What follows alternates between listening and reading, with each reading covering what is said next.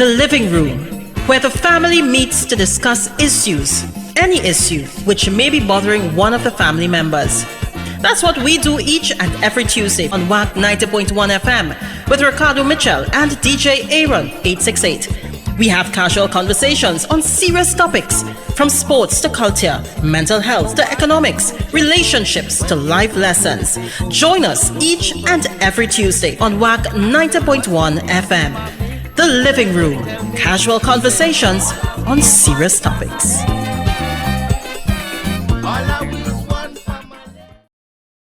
It is now 6 p.m. here in Trinidad and Tobago. I don't know what time it is where you are, but I'm glad to know you're locked on to the true nation station, WACK 90.1 FM, where we are culture crazy. First and foremost, let's kick this off as we always do.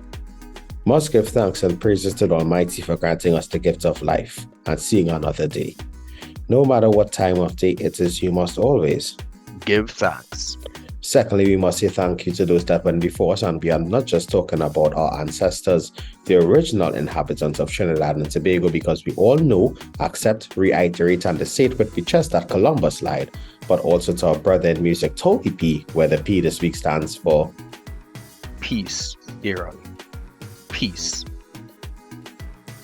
I want to start off tonight's show passing on condolences to the Jamot family on the passing of Clyde. Well, some of you may know him as Clyde the Outlaw.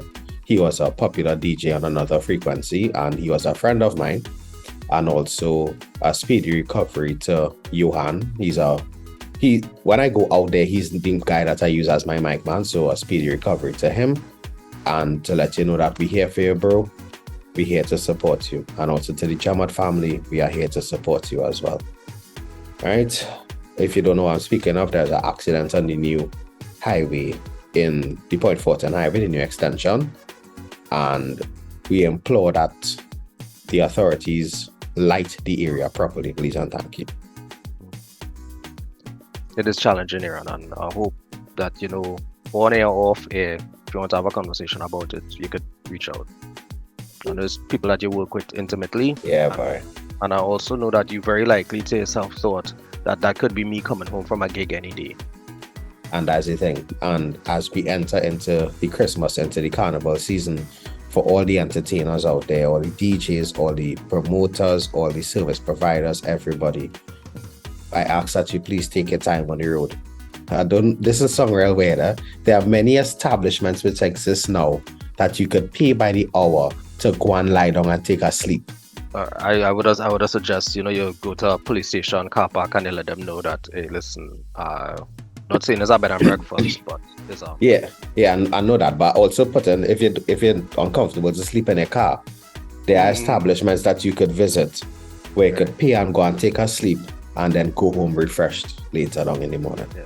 Fair enough, Aaron, fair enough. Wow, Ricardo, I don't know where your mind was going with that at all. I just want to celebrate life and acknowledge the program director's belated birthday. Last week was Sean Caption Roach's birthday, and you wanted to mention it. So happy belated birthday, Caption. God bless you. I forgot, but I did message him. Have a blessed new year. Also, I want to send out a shout out really quickly to the San Fernando City Corporation for the launch of Carnival this weekend. They were treated to some excellent performances. And Kenny.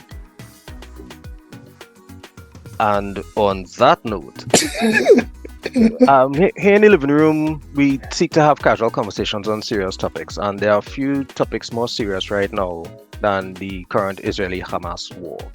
Okay?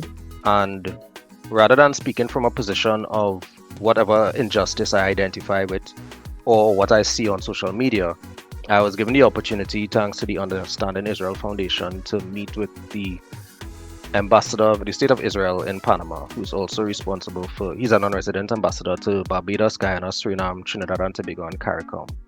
And we are going to have in the living room, after this lovely introduction from Vorish, Ambassador Itai Bardov.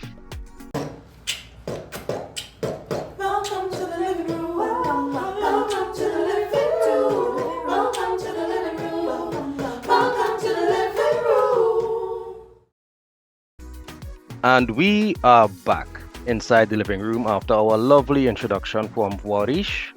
And this is proven to be an important episode, as you could see from only the second time I've worn a shirt to record. We have with us a guest. We would have introduced him prior to the welcome, but I would like to take the opportunity to thank and welcome into the living room Ambassador Itai Bardov. Ambassador, thank you for joining us in the living room. Thank you, Ricardo and Aaron. It's a pleasure being with you here today. Thank you very much.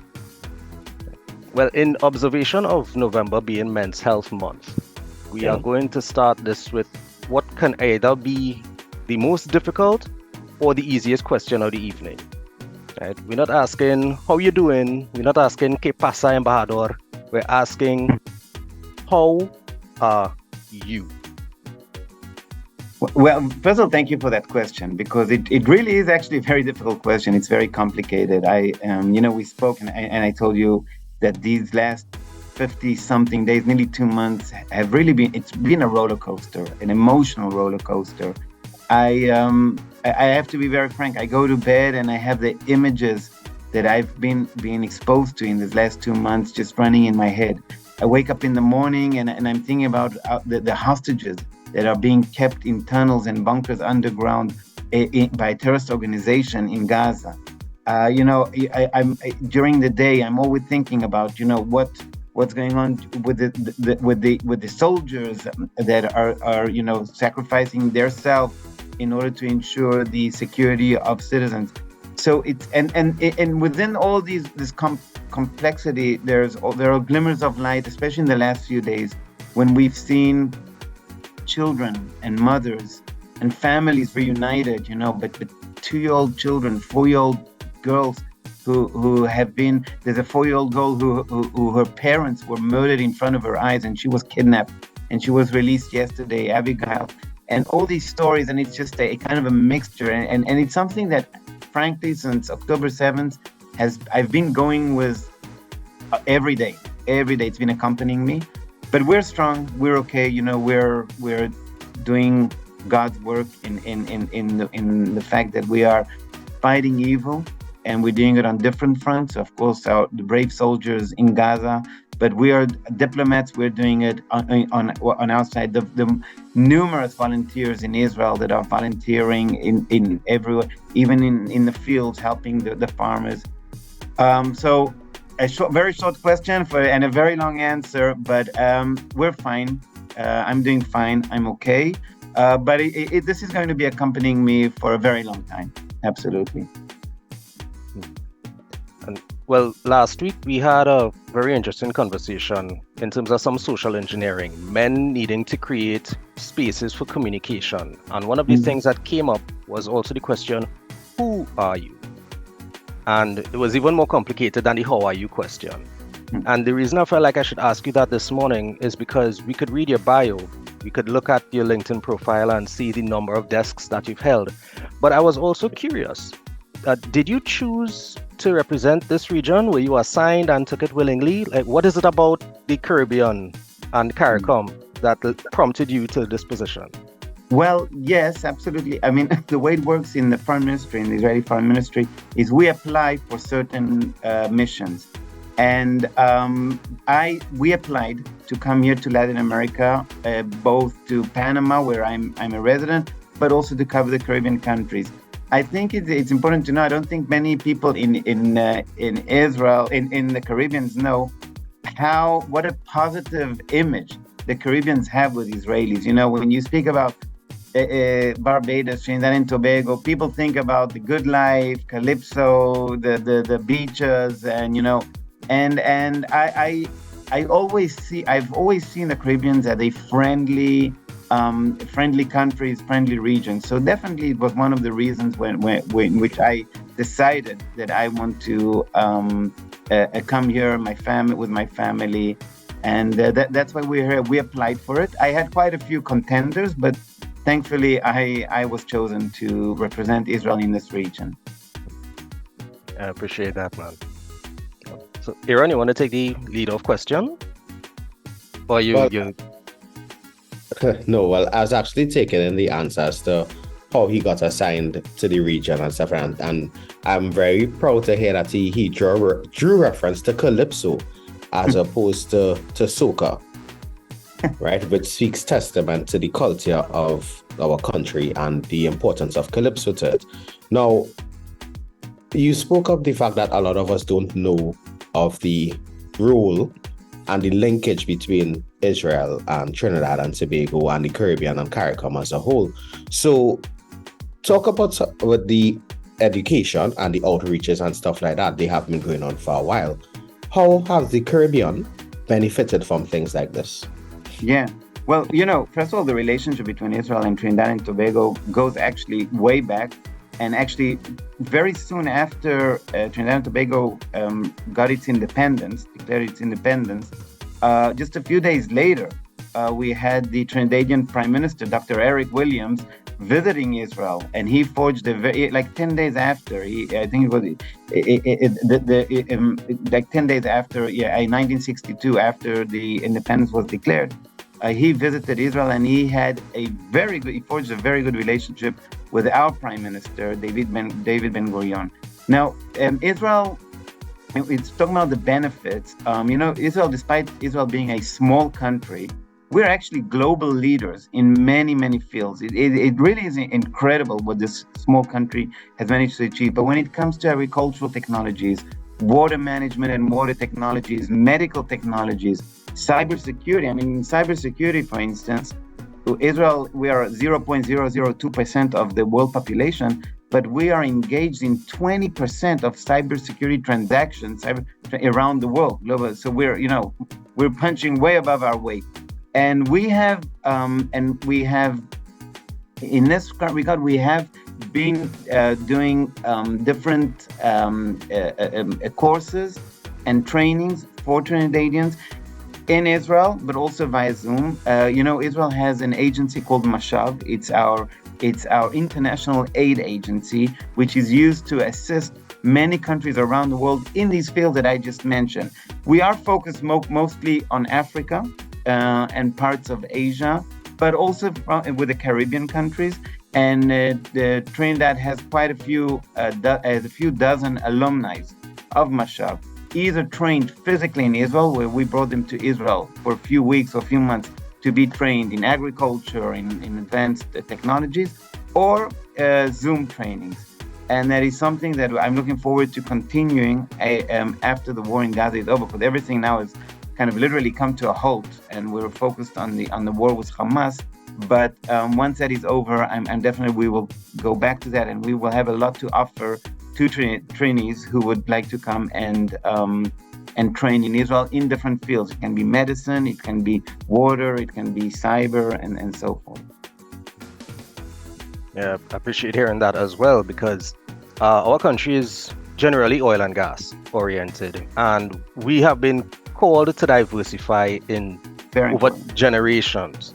And Aaron is rubbing his eyes because we've been a bit slow to do so. But I'm also aware that Israel has had some impact regionally in terms of helping other nations develop agricultural programs and that type of thing. What type of work has Israel been doing in the region in terms of that type of development recently? Well, absolutely. We have very close, we have a lot of courses and trainings that we give, first of all, to Palestinians themselves who come into Israel and are trained. We have these hubs, technological hubs for Palestinians, where we train them on computers and high-tech technologies. We have cooperation in water technologies and agriculture to assist Palestinians, but not only with them. We have with Jordanians, we have it with Egyptians, and we try to share our knowledge and know-how with other countries, because it's part of also, if you're familiar with the Jewish term of tikkun olam, improving the world, or repairing the world, improving the world. It's part of our we have the knowledge, we want to share it with those who might be a little less fortunate than us, and to assist them. Israel is a miracle. We're a tiny country facing so many security challenges, and yet our GDP is more than that of all our neighbors combined. And it's something that we are very proud of, but we are very happy to share with our neighbors and with other countries around the world. As I said, one of our main focuses is actually the countries in Africa. We have a lot of activity over there. And in that regard, I just have to say, I'm like jumping a little to a different theme, but two of the people that we thought that were kidnapped came from Tanzania. They were in Israel as part of a big delegation to train in agriculture, in advanced agriculture.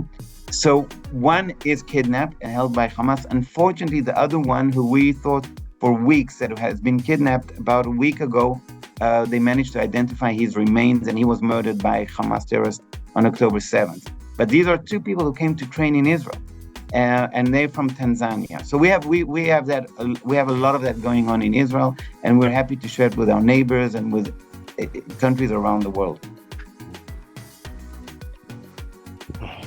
I'm curious. Trinidad and Tobago is a twin island republic, right? Mm-hmm. And even within our relationship, sometimes you see navigating even these slightly different cultures, and because we're cosmopolitan, sometimes vastly different cultures. Mm-hmm. We are relational. We try to keep it relational, but it's not to say that there aren't challenges. Mm-hmm. How can we learn from Israel, and how can Israel perhaps learn from the Caribbean? Because we are generally the migrants and descendants of migrants trying to figure out how to live in this space. Do you think that there are opportunities for us to learn from each other culturally? Actually, one thing I've learned as a diplomat these many years is that we can always learn from each other. And it's actually very important to learn from each other. When it comes to Israel, a huge part of the Israeli society is made of immigrants and migrants, or people are descendants of immigrants. And there are many, many challenges that that need to be met when you're an absorbing country of immigrants. It's language barriers, different cultures. Where will they live? How will they provide for their families? Because we have absorbed immigrants from all over the world, and the differences are immense. We've had large numbers of immigrants coming from Russia and Ukraine, or coming from Ethiopia, coming from North Africa, from India and from Asia. It's different cultures, it's different languages. And what we try to do is, first of all, we try to make sure that when they come, they have some kind of they get some kind of understanding about Israeli society, because we are a melting pot, but we want each group to keep its unique cultural food and everything, and their traditions, to keep those characteristics. But on the other hand, they're also becoming an Israeli. So it's meshing these two aspects, and that's why an Ethiopian Israeli will have different culture, a different cultural way of living than a Russian Israeli, because they maintain their traditions, but they are both Israeli. And that's something that is very, very sometimes complicated to do, very difficult to do. What Israel has created, for example, we've created absorption centers, where when you have large numbers of immigrants coming, they get a house in that, it's a temporary house in the absorption center. And during the time that they're there, and it could be for months, it could be for years as well, until we feel that they've kind of become a big part of the society, of the Israeli society. But during that time, we help them how to deal with taxes, how to find a job, studying, and so forth. So you have to invest a lot in immigrants, but at the end of the day, the ROI, the return on investment, is way, way bigger. And Israel is one of the most diverse countries in the world. And even when it comes to religion, we're the Jewish state, but 20% of our population is Muslim and Christian. And that's part of our population. So we're very, very diverse, and I think we can learn a lot from Trinidad and Tobago as well. I mean, you have different kinds of societies in Trinidad and Tobago. I mean, the fact that you are Trinidad and Tobago as well, the two different islands with the differences.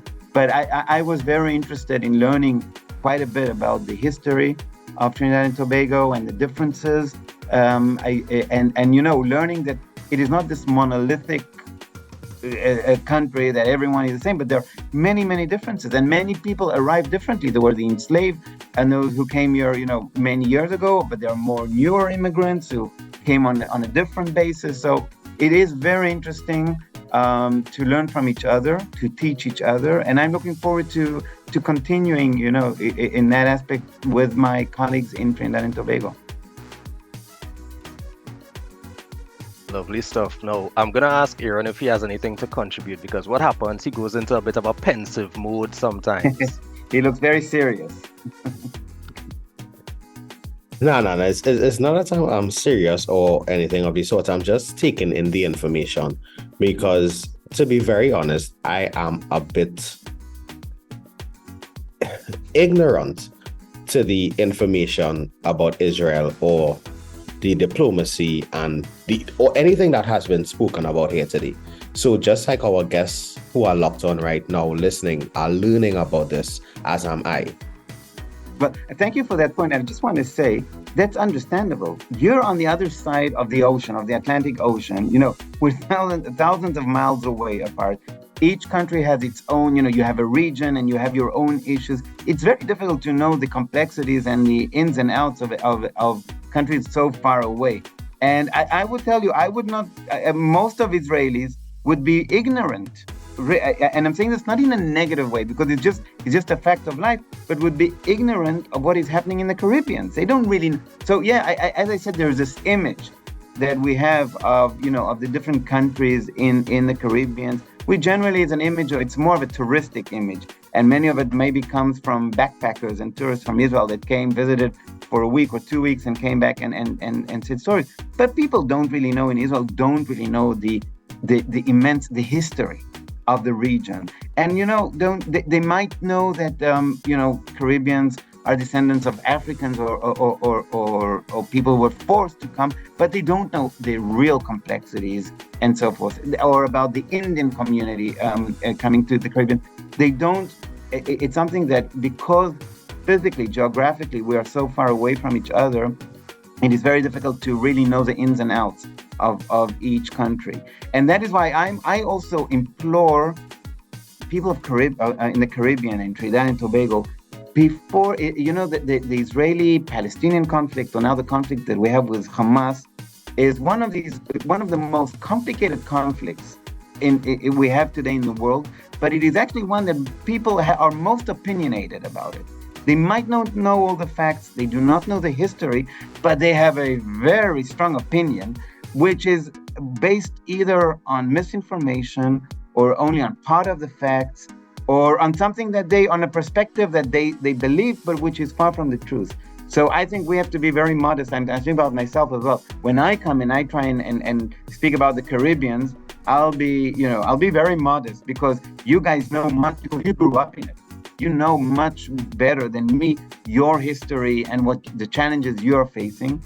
And please, I'm speaking to the people of Caribbean, please understand that we Israelis, what we are going through and what we're facing, the challenges we're facing, please listen to us. Listen to what we have to say, because I think a lot of it is a lot of the information today is based on so much. I don't want to say fake news, but it is, and misinformation via social media and even through the regular media as well. So it's something that I think we just all have to be a little more modest when we come and we're judging or having an opinion on something that is so far away from us and that we haven't grown into. So I appreciate what you said, Aaron, about you absorbing and you're listening. I mean, I think that's a very strong point. Now, before I flip back over to Ricardo to get back to the meat of today's matter, there's something that you said there that really resonated with me. I should lead off by saying thank you very much, Ambassador Bardov, for taking the time to sit and have a conversation with us in the living room. And as we say, we try to have casual conversations on serious topics, right? Yeah. But when you get down into it, having conversations like this is where information, not just about the issue, is discussed, but the information about the background is also discussed to understand where we were to where we are. Yes. And I think we need more conversations like this to happen on issues like this, as opposed to us running to TikTok. As you mentioned, social media. We run into TikTok, Ricardo's favorite app, to to gain information on international issues from persons who are just trying to put information out there for likes, retweets, and reposts. Yep. I couldn't agree more. I think you're absolutely right. And unfortunately, the complexity of the situation is not. It's not enough to learn about it from social media, from TikTok, which I understand Ricardo is a huge fan of, but or from other social media platforms. But I have to say, even the history. I've spoken to folks in the Caribbean, and I'm amazed that they think, for instance, that Israel is a colonialist project put in either by the United Nations or Great Britain, to get rid of the indigenous that lived there before, which it's just so false. So just, in a nutshell, Jews are the indigenous in that land. We've lived there for 4,000 years. We were kicked out, around 170 AD by the Romans, who fought, there was a Jewish rebellion. But before that, we had the kingdom of Israel, the kingdom of Judea from Jewish, thousands of years ago. Actually, the Jews were kicked out of the area, of that region, 600 years before Islam was introduced to the world, before Prophet Muhammad. 600 years prior to that.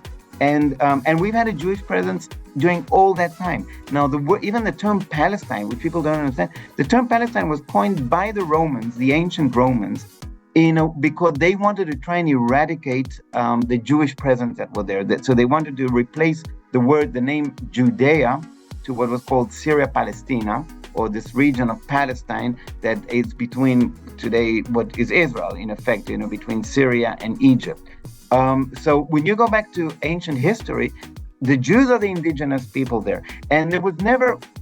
This is just a fact. It's not being judgmental, but there was never a Palestinian state ever. No, there was no Palestinian prime minister. There was the kingdom of Israel, and there was Judea, but that region has been ruled and conquered by so many foreign forces.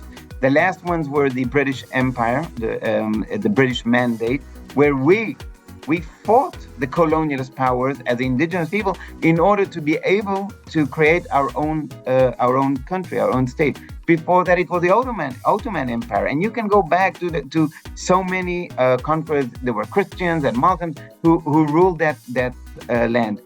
But there was never a Palestinian state there. So it's not like, the Jews came and took them from the Palestinians. No. But at a certain point, there were both Jews and Arabs in what was called the Palestine, that region.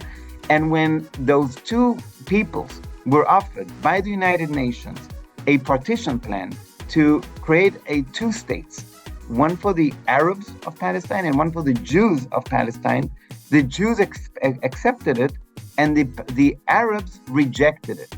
And they rejected it because they were told by the other Arab countries, hey, don't, reject it. And they were against it themselves. The Arabs in the Palestine were against it themselves. But they believed that the Jews would be kicked out in 2 days by all these Arab countries that would come in and attack the new Jewish state. And a day after the Jews declared the independence of the state of Israel, we were attacked by 6 Arab countries, 4 countries and 2 other missions that came from 2 other countries, Arab countries that attacked Israel. And miraculously, this tiny new country managed to survive and to defeat all these Arab countries that were intent in destroying this new state. And that is why we are where we are today. And there's the process has been so long, and there have been a lot of attempts and a lot of propositions from Israel to the Palestinians to create a Palestinian state, and they've always been rejected. And I would implore your listeners to research the history, check, really look into what really happened before the creation of the State of Israel and since the creation of the State of Israel. But I could keep talking on it, but I don't want to, take all your time, and we have I'm sure a lot of issues to discuss, but really just important for me because I do think And I'm not blaming anyone, but I do think there's a huge lack of understanding or of knowledge of the history and of the background of what we're seeing today. Yeah, I agree, because copying Aaron's transparency, I did not know any Jews as a Trinbagonian. I did not know any Jews until a Trini schoolmate of mine converted. And it was following his journey over the years that I realized how little I actually knew about such a significant culture. And particularly, we've grown up hearing about peace in the Middle East and that type of thing, but it was always far removed. And it is through being introduced to this new community of meeting the people. It is one thing to get information. It is completely different to have an experience with someone, to have a conversation with them. And I realized something. I did not know from the people firsthand what their experience was. It was literally my positions were based on hearsay, and I will apologize for the ignorance that I guess willingly committed to, because it's not like information or opportunities for information aren't there. It's just that there was never any personal interest.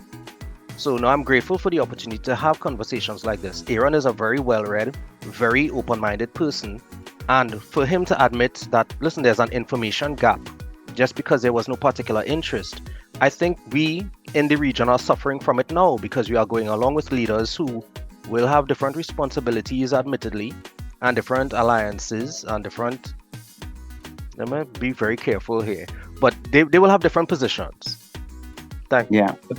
Yes. Thank you, Aaron. You were going I think the term you're looking for, Ricardo, is there are so many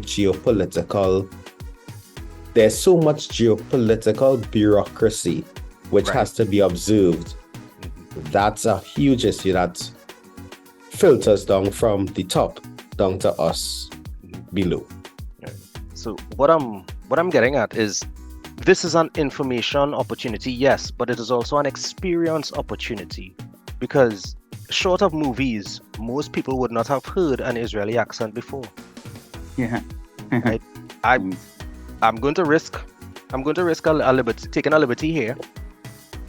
But as a nation, as a people, as a culture who's been subjected to this type of historical and generational trauma, your innate response to that generational trauma is such that you are living with it. Yeah. The idea of having to explain it to people who aren't living with it might possibly escape you entirely. So when you take a stance on a position based on what is just a circumstance for you, but for the rest of us is something we can't even imagine, it will be difficult for us to understand your positions, to understand the responses, to understand it may even come across as arrogance, because how am I supposed to explain to you something that is as real to me as the sea is to you? Yeah. You know? Yeah, you're absolutely right. And I wouldn't dare, judge Caribbeans or think, based on the little knowledge that I have. But what I would do is try and research and learn. And one of the things that we've learned, one of the biggest effects that affects people on the way they think about Israel and changing it into a much more positive way of thinking is physically visiting Israel. When we have delegations going to Israel, and by the way, they speak with everyone. They will speak with Palestinians and they'll speak with Israelis. They'll speak with Israeli Jews and Israeli Arabs and Israeli Christians. They will go and visit. They'll go and visit, different areas, see either high tech or go and visit mosques. And see, freedom of religion. They will learn the complexity of the situation that we're in, which is something that people tend to judge in a very black and white way. But no, it's so much more complicated than people can imagine. And when they come to Israel and they speak to everyone, and they'll speak, they will speak also to, we have refugees or immigrants who came to Israel, ran away, escaped from Eritrea, from Sudan, and their best haven was coming to Israel. They will speak to them and hear from them about their experiences in Israel. They'll speak to Christians, see how Christians the population of Christians in Israel is one of the only few growing Christian populations in the Middle East. They've been growing, and they have their own religious leadership and their freedom of religion, and Muslims as well. And when you see and it's very difficult for me to explain it verbally. You have to see it with your eyes. You have to see really how complicated the situation is. And you come to archaeological sites, which shows you Jewish inscriptions 2,500 years ago, 3,000 years ago, that shows the Jewish presence all these years in that land, in that territory. So I would be very happy if the problem is we're limited in the amount of people we can always bring to Israel. It's very limited. It's only small groups. But I'd be happy. I would invite all your listeners, and I invite the both of you to come visit Israel. I think you guys are pretty knowledgeable. Many will be surprised by the warmth they'll be expected. They'll be surprised, and I really hate to go into identity politics, but they'll be surprised to see the different colors in Israel. You have African Israelis and you have Caucasian Israelis. You have Israelis who came from Asia. And they'll be surprised, because I think many times the image is a very monolithic image about what the Jews look like or what the Israelis look like.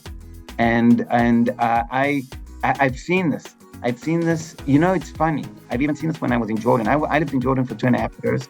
And we would send Jordanians, who is a neighboring country. But because of the way the media is in Jordan, there's a huge Palestinian community in Jordan that emanates a lot of anti-Israeli feelings in the media and so on. So Jordanians going to Israel, and they were expecting to see a roadblock every mile. They were expecting that when they say they're from Jordan, that people would, curse them or whatever. And they came back, they were amazed. First of all, how free the country is. It's a neighboring country, and they had no idea. And how people received them with hugs and kisses when they said that they're from Jordan.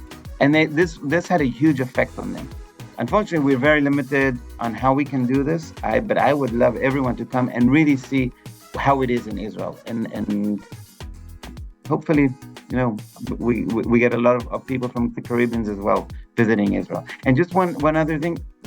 There are barely any Jewish communities within the Caribbean. There are very, very small communities. And there are much larger Muslim communities. And I want to call out to the Muslim brothers and sisters and tell them I'm available to speak with you guys and the leadership of the Muslim communities, hear your concerns and your complaints, but also please hear what I have to say, why we feel we have no other choice but going after Hamas, after what he did to our citizens on October 7th. But I'm open for a sincere dialogue with anyone, including with the Muslim community. I'd be happy to connect them with Israeli Muslims who would explain their life in Israel and how they're being treated. I did try to approach them. I haven't, at this moment, it's my extended hand has not been answered. But on your platform, I would call the Muslim leadership in any one of the Caribbean countries. Feel free to contact me. I'd be happy to have a dialogue with you.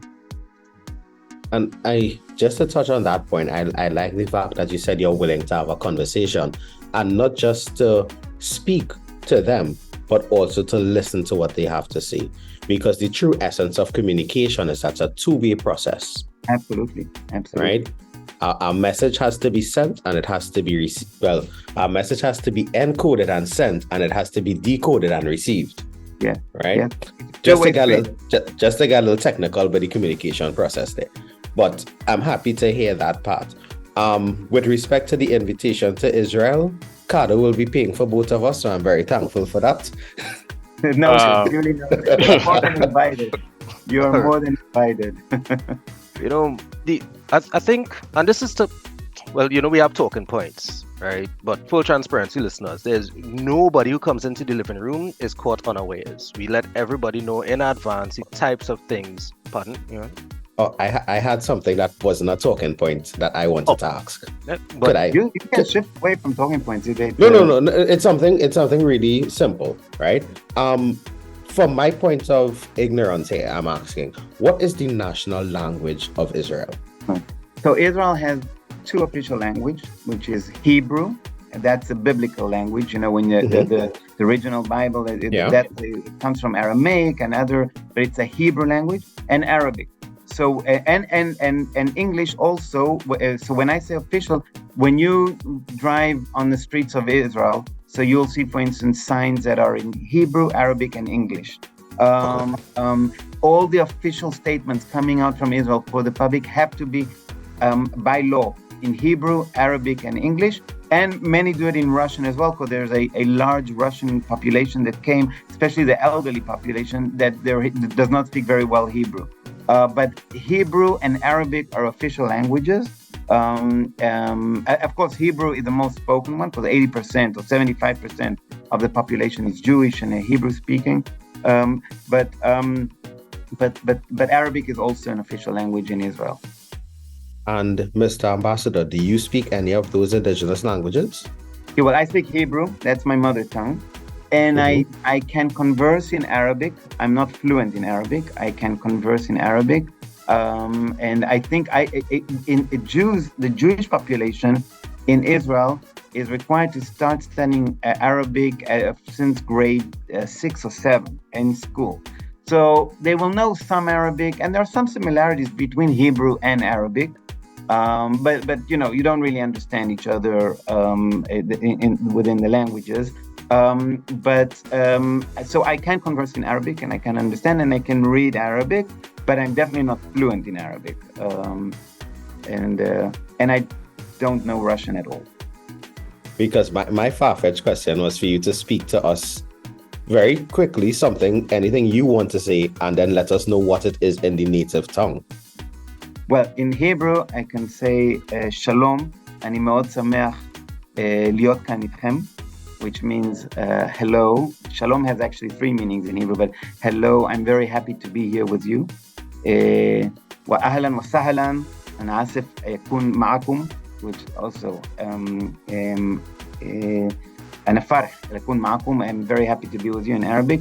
By the way, the word Shalom had 3 meanings in Hebrew. It is hello, it is goodbye, and it is also peace.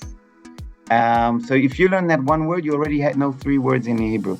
By the way, the Arabic word salam, very close to shalom, has the same meaning. Assalamu alaikum, you know, peace be upon you. It's a greeting. Like in Hebrew, we have shalom aleichem, peace be upon you. And salam also means peace. So there are a lot of these similarities between Hebrew and Arabic, 2 Semitic languages, but they are very, very different to each other. The writing is different, and the spoken languages is different, but there are many words that are actually the same. I am content. Linguistics is not my specialty in any way, form, or fashion. But I can say with confidence that I learned something new. Beside the other information which you have given us today, I learned something else totally new to me. So thank you very much for that, Ambassador. Thank you. Ambassador Bardov, one of the reasons for having this conversation as well is because, as I was getting to earlier, there's a popularity, and I will personally say it. These are the views of Ricardo Mitchell, not the radio station, not our guest. This is Ricardo Mitchell's view. Mm-hmm. There's an almost absurd popularity in terms of the October 7th has highlighted that the Hamas has zero intentions of maintaining a ceasefire or establishing peaceful relations. I do not believe that is the general tone of the Palestinian people. Mm-hmm. But there has been a sort of a mixing of what is pro-Palestinian with condemnation for a response. Now, again, these are my views. I stand to be corrected and properly educated. But what I'm saying is that having proposed several 2-state solutions, one can be pro-Israel and pro-Palestine and still condemn October 7th and the organization responsible. Mm-hmm. And because we have such a binary position, I believe, based on a lack of intimate knowledge and understanding of each other as people and the context, it seems as if condemning the Hamas is equivalent to being anti-Palestinian, which is driving a lot of the sentiment. I believe because Israel has been in a position of defending itself for its entire history, particularly in modern history, having to explain the need for survival, the need to take actions for survival, is being misunderstood as being excessive or even hyperbolic response. So you see in terms being bandied about by people who either should know better or have different agendas, that they use terms like resistance and televised genocide when, and again, we're airing on national radio, so I don't want to get too graphic, but the actions of October 7th by the Hamas do not represent equality, resistance. It does not, we are diminishing the value of those terms by using them in this particular capacity. Yeah. How do you feel, and yes, our ignorance of the issue aside, how do you feel when you see nations that have been benefiting from a relationship with Israel using these types of words in this situation? I'll say very diplomatically that it is deeply disappointing to hear these terms you've just thrown away without any really understanding of what they're saying. And you said something very right, and this is what we're saying. Our war right now is with Hamas, not with the Palestinian people. I do have to say, which to me, and right now the mutual trust between the peoples, the Israelis and the Palestinians, is low, very, very low. And one of the things that has, to me, which is very disappointing, is that many Palestinian citizens were rejoicing in the streets when they were and giving out sweets in the streets when they heard what Hamas did to Israeli civilians. But I believe, and I want to say that many Palestinians want to live side by side Israel, want to benefit from Israel. And Hamas has been actually a dictatorship in Gaza since 2007. But very, very quickly, just so people understand, Israel disengaged entirely from Gaza in 2005, entirely withdrew from Gaza, uprooted families from their homes, uprooted graves. We emptied synagogues. We left nothing in Gaza, left it entirely under Palestinian Authority control. And I don't know if people can differentiate between the Palestinian Authority and Hamas. These are two rivaling organizations or leadership within the Palestinian population. The Palestinian Authority was in control of Gaza. There was no siege, no blockade. Many thousands of Palestinians came into Israel from Gaza to work in Israel. And then what happened was in 2006, there were legislative elections that took place in Gaza where Hamas beat the Palestinian Authority. Why? Not because the PA was very corrupt, and the Palestinians were fed up with the Palestinian Authority. But on the other hand, they also said, Hamas is they knew it's a strong, extreme ideological organization, and they said, they will fight the Israelis. So it was like voting for this populistic organization. But what happened was that the PA did not accept the result, and they maintained power. And in 2007, Hamas took over Gaza in a very violent and bloody coup. And there's a lot of images from the time, they threw Palestinian Authority officials, other Palestinians, threw them from rooftops and tied their bodies to vehicles and dragged them in the streets. And I'll be happy to share these images with you if you need it, but this is known history. And since 2007, Hamas has been ruling Gaza with an iron fist. And many of the Gazans, and there are videos coming out, even though they're very scared of Hamas, are coming out and saying, good riddance of Hamas. We suffered under Hamas. And Hamas is to blame for what has happened.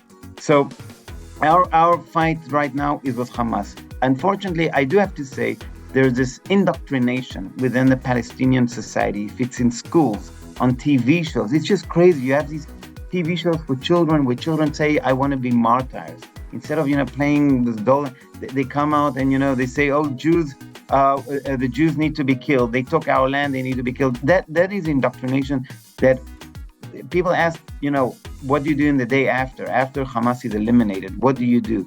We have to make sure that we rebuild the trust between the peoples, but that we also changed the mindset within the Palestinian society about Jews and about Israel. We left Gaza. We have no inclination whatsoever going back to Gaza. Right now, our forces are in Gaza to fight Hamas and to ensure security. But once we know that the Palestinians are being ruled by a reasonable, sensible government, we would be happy to live side by side with them, enjoy and benefit from each other. And unfortunately, right now we're far away from that. So the first step would be to eliminate Hamas, and after that, hopefully, see how we can rebuild bridges and cooperation. Israel has been attempting to do these things all over for years. The leader of Hamas today, Yahya Sinwar, he was imprisoned in an Israeli cell many years ago for terrorism.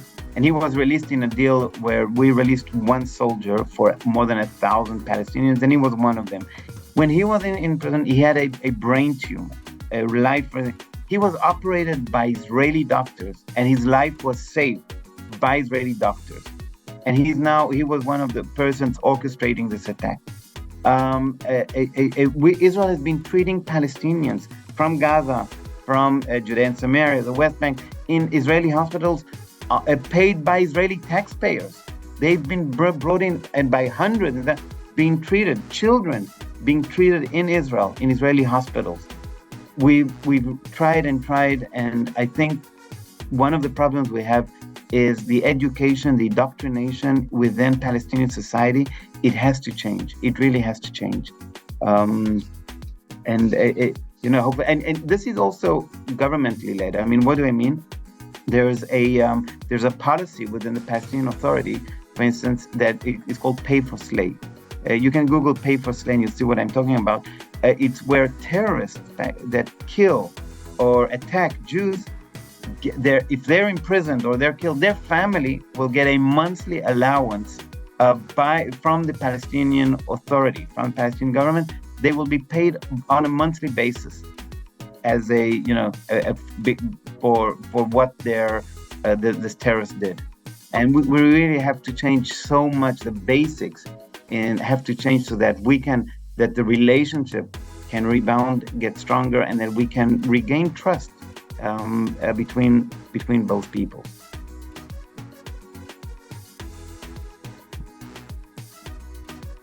Ambassador Bardov, I believe we are due more than one conversation, because I'd like to think that this type of dialogue, something that exposes the Caribbean people to, again, not just the information, but an intimate experience to hear for themselves. That it is amazing that via social media, we're trying to tell people, don't believe everything you see on social media. Right? But I would advise people to don't just expose yourself to information. Try to connect with an experience. Follow a page that you might not necessarily believe in, just so that you get an idea. Ask a question. Find out from somebody who knows somebody if you don't know anyone personally. And I want to thank you for the effort that you're making, because in preparation for the interview, I Googled to see, how many interviews you've done so far. Ooh. And it is you've done quite a few, particularly with our local media. And I'm hoping that this conversation says more than just information. I hope that it does more than inform, and I hope that it impacts. And I hope that we could negotiate some form of communication between you and the leaders of the Muslim communities in Trinidad and Tobago and possibly the Caribbean, so that we could move the dialogue forward. Absolutely. I'd be happy to do that. Absolutely. I appreciate you taking the time to join us in the living room. Aaron, are you going to use your favorite word? No, I'm not tonight. Okay.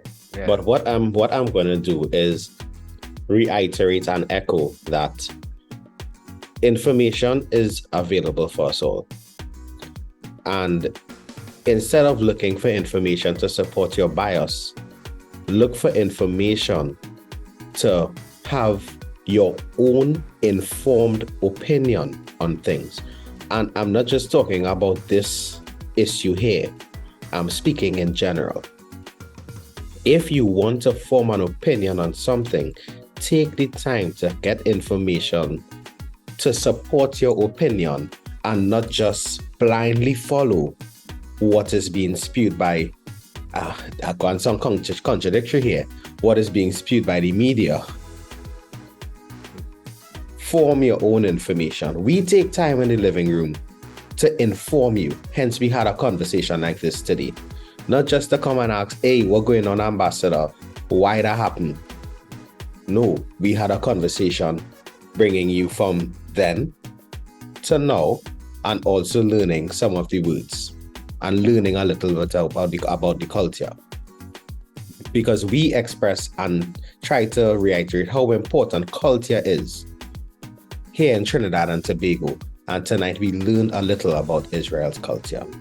So thank you very much for that, Ambassador. Thank you very much for spending the time with us, taking the time out of your day to spend with us. Thank you very much as well for making Ricardo wear a shirt to today's interview. Thank you very much for having me. It's been a pleasure. And I always love, I really do, I love engaging with people from the Caribbean. I think it's at the end of the day, I never like to generalize people, but my encounters with people from the different Caribbean countries has always been a positive one. Of people who like life, who are very intelligent and curious people, and so it's always a pleasure. And thank you so much for having me on your show. I appreciate you inviting me. And it would be remiss of me not to ask this before we close off. Any social media contacts to the office and contacts to the office that you hold? Yeah, well, I'm on Twitter and on Instagram.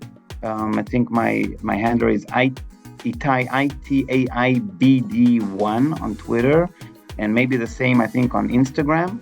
And we have also the embassy, and we have. I can try and send it. I don't remember the exact, but we have Israel in Caribbeans on Twitter and Instagram as well, which is actually a new page that we just started not long ago, and we're working on expanding that. So you can find us, and Israel in Panama as well, where there's a lot of information that we share, a lot of images. Right now we're sharing a lot about the hostages, the Israeli hostages that have been released. And if I have just 1 minute to explain, when you said people need to research, it is very, very difficult because, for example, many of the international media, they call this a prisoner swap, like it's on the same basis. And they say, I've seen, women and children from Israel will be replaced for women and children, Palestinian women and children, which is crazy because on the Israeli side, we're talking about 4-year-old girls who her parents were murdered in front of her eyes, and she was kidnapped from her bed, or an 85-year-old grandmother who is now being hospitalized because she's in severe condition. And on the other side, the children are teenagers who are 16 and 17, who stabbed and threw Molotov bottles and were imprisoned because they committed terrorist attacks. Or women, the women are women who use bombs and use and stab, and it's on. And this comparison, Israeli children and women and children and Palestinian women and children, is very confusing. So it's very, very difficult today to really understand what the truth is. And you need to be very patient and dig in and try to really to get the truth. It is really very difficult today. But I relate to everything you just said now. Absolutely. Well, guys, that's it for the living room this evening. This is Ricardo Mitchell, the social sage on the global stage. Thank you for joining us. Remember, guys, well, first and foremost, thank you again, Ambassador Bardov. I will post the socials so that the viewers and listeners could reach out and hopefully educate themselves with the experience. And I want to remind you all that the hourglass is opaque. We don't know how much time remains, so whatever you're doing, be good and stay safe. Aaron? And again, thank you very much, Ambassador Bardov. I can't say thank you enough. And thank you very much, Ricardo, for making the linkage for tonight's show as well. As I always tell persons, culture is my code. And I remind you that love is the currency. So spend some today. Let somebody know that you love them, guys. closing point, Understanding Israel Foundation exists. It is an organization that seeks to develop an understanding of Israel. And we're going to do more to have more conversations like this and hopefully move dialogue towards peace forward. So thank you very much. Have a good night. Thank you. Good night. Mr. Desmond is up next. Thank you very much.